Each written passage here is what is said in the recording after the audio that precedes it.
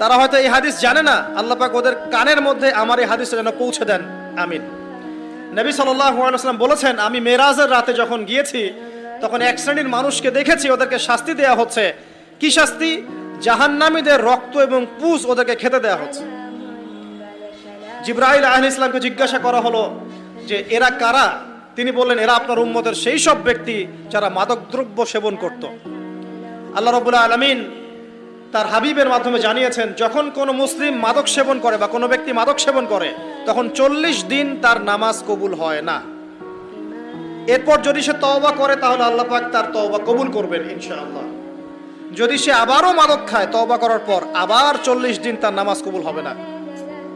যদি সে আবার তওবা করে আল্লাহ পাক আবার তাকে মাফ করে দিবেন। যদি সে আবারও মাদক খায় আবার 40 দিন তার নামাজ কবুল হবে না। তারপর যদি আবার তওবা করে আবার আল্লাহ তাকে মাফ করে দিবেন।